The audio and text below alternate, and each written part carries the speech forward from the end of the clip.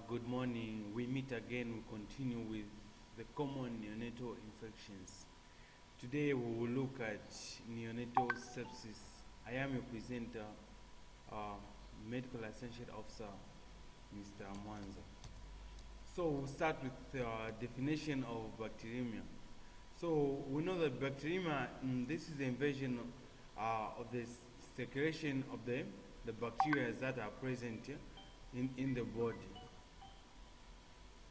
Okay, so bacteremia may be complicated by clinical manifestations of systemic infection, which is called septicemia. So we know that when there's septicemia, we know that this is an infection that is affecting the blood. Okay, septic syndrome refers to serious systemic infections in which the infectious agent or toxic products are derived from it or from host cells are presumed to be circulating in blood. So we know that sepsis can be caused by a lot of things. It can either be caused by viruses or by bacteria. It can be caused by fungal protozoa or lichtercia. But above all of these causes of sepsis, the most common cause of sepsis in neonate is the bacterial sepsis, which brings about a lot of death mortality among neonates.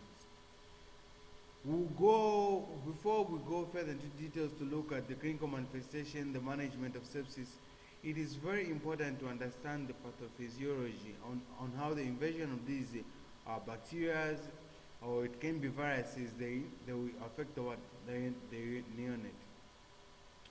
So we know that these pathogens are only identified in 25%, okay?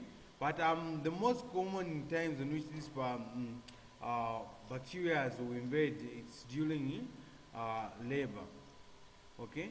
So we know that when this fetus is still in the amniotic bag or it is confined within the amniotic membranes, this remains as a base sterile area for the growth and for the well-being of the fetus. But so once the third management of labor hasn't been properly done, the instruments that haven't been used, or it wasn't a sterile procedure, this is one of the nearby signs where infections will invade into the neonate. So what happens is that upon the rupture of membranes, the infant becomes colonized with what we call as the normal flora, okay, of which even if we were to do culture, this is the flora that we can find in neonates, such as Streptococcus, coagulase negative, Staphylococci in the upper respiratory tract. We will also find what we call as lactobacilli, anaerobes, the gram-negatives in the GIT. So this bacteria now can be present or may occur as a result of the colonization, and it will be directly extended to the mucosal surfaces. It can either take advantage of the breakdown within the skin. Also, it can be as a result of aspiration of infected amniotic fluid. Here we may talk about meconium aspirations. Also, it can be by direct extension through the veterinized umbilical cord tissue. We know that poor tying of the umbilical cord or unsterile cutting of the umbilical cord can be a source of infection. In our previous topic, we can marry to where we're talking about tetanus. Okay, so B. streptococci can also be one of the causes of early onset sepsis. Okay, gram-negative bacteria as well as common E. coli.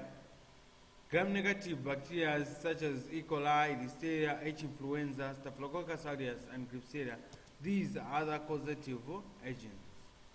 So for the severity of this disease now of sepsis, in neonatal sepsis, it really depends on the variance of the pathogen that has affected this neonate. Also, it also depends on the maternal antibody to the organism. It also depends on the gestation age of the neonate.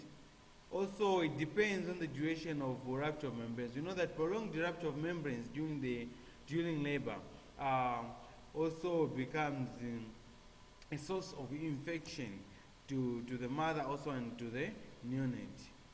So we know that prematurely born infants are the ones that are more likely to get severe disease of sepsis, because we know that these infants, they have a decreased barriers to infection, but above all they are immunocompromised.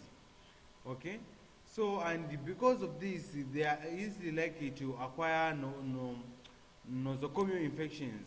These nosocomial infections take advantage because the skin for these infants can easily cut, and also they have very weak skin. So this also predisposes them to have early surgical procedures. So let us look at umbilical sepsis. So we know that umbilical wound is a source of infection predisposing to early neonatal sepsis. Also, improper cord care can be one of the reasons that will affect the early umbilical sepsis. Also, not aseptic delivery technique. We know that poor deliveries that may be done during labor. If the techniques haven't been fully followed, it becomes as a source of neonatal infection to the infant. Okay, so also when you look about necrotic tissue, can be a medium for bacterial growth leading to phthalitis. We know that when you talk about necrotic tissue, we're talking about necrosis, which is tissue which is defined as the dying of the normal tissue. So extension direct into the bloodstream, this is what will lead about to sepsis. We know that when there's necrosis, the tissue will die. So once the tissue dies there, it becomes also as a source of infection, and it may be extended to the body. But you know that there are a lot of risk factors that may predispose these infants to developing neonatal sepsis. And among all these risk factors, we may talk about multiple gestation. Also, we may talk about rupture of membranes before the onset of labor, which will lead to prolonged rupture of membranes. Also, we may talk about preterm infections such as chorioamnionitis and UTIs. We may talk about things like low birth weight. So, for you to make a diagnosis of sepsis, you have to look at the broad range of signs and symptoms, because sometimes they may be asymptomatic. Symptoms may be mild, or they may present in form of shock, which may be referred to as a septic shock. So what the early things that you may notice are that you may find that they may present with feeding intolerance. No, they are unable to suck. There may be hypothermia. Sometimes these babies come in a state of lethargic state, and there will be irritability. Okay, there may be hypoglycemia. If not hypoglycemia, there may be hyperglycemia. So you may look at the picture that is there, take time to look at it. You can look at the umbilical cord, the presentation of that baby that is there. So also the clinical presentation now, you may find that there may be abdominal distension. They may present also with early onset jaundice. There may be omphalitis or cellulitis. There may be skin lesions, depending more, especially for those that are premature babies. They may present with tachycardia, respiratory distress. There may be cyanosis, and also there may be tachypnea. So, diagnosis. For us to make this diagnosis, we know that we'll focus so much on the traditional tests, which include CSF culture, urine cultures, blood cultures.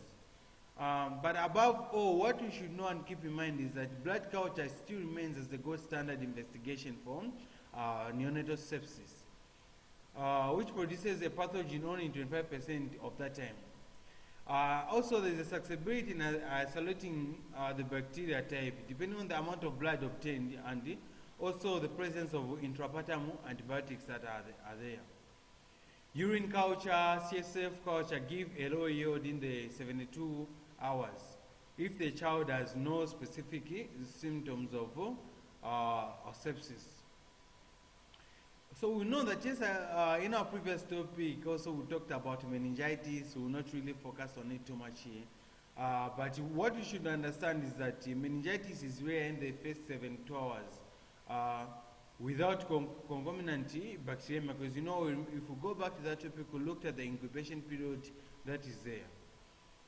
Okay, so what we should know is that lumbar puncture is not needed in the very early onset of the disease in the presence of uncomplicated respiratory distress. Also, we should also remember that there are contraindications or the things that are supposed to be considered before we do a lumbar puncture. We discussed this when we are talking about meningitis. We won't really go in details with it. But what is important is that if you understand the early signs and symptoms of meningitis, we know that we also talked about the budging fontanelle. But if we notice that there's a high pitch crying and there's a bulging fontanelle in these babies, and there are no any other contraindications that are there, it is very important to go in for a lumbar puncture. So we can also do a complete blood count. So when you do this one, what we'll notice that there will be an increase in the white blood cell count, because we know that there's a presence of infection, but also when you look at the platelets, they're often low. So there may be other things that may alter the neutrophil count, such as asphyxia and maternal hypertension. Those are the things that we should put into consideration. So we should see reactive protein may be increased. Mostly this happens in the acute phase, and the normal value is less than 0.5 milligrams per deciliter. We may also look at the CRP measurement or more, which may just be one estimation. A rise in the CRP in the ranges of 97 to 100% is sensitive.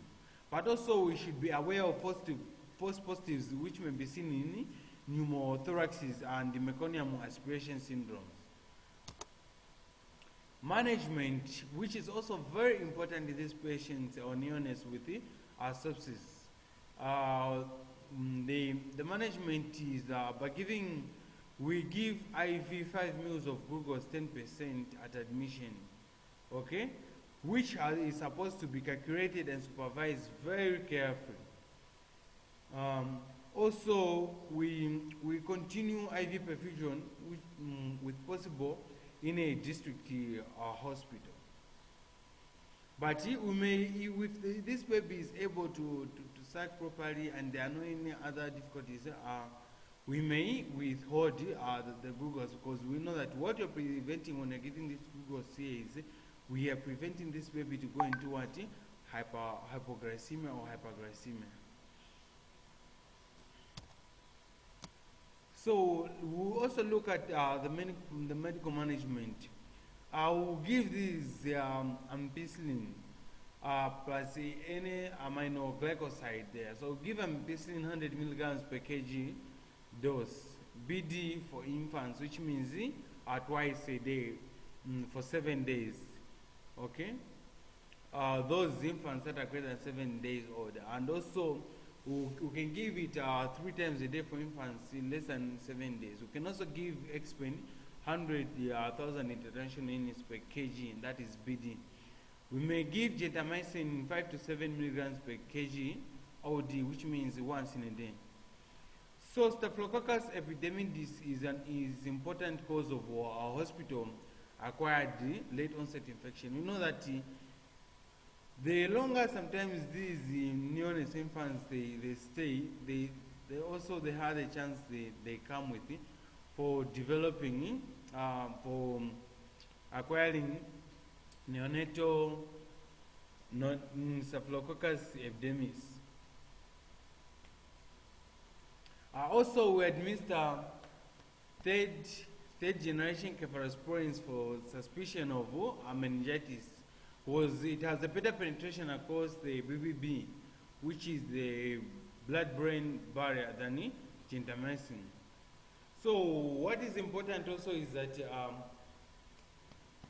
we should monitor good health procedures before we test these infants. It is very important to wash our hands. Thank you so much for paying attention to this lecture.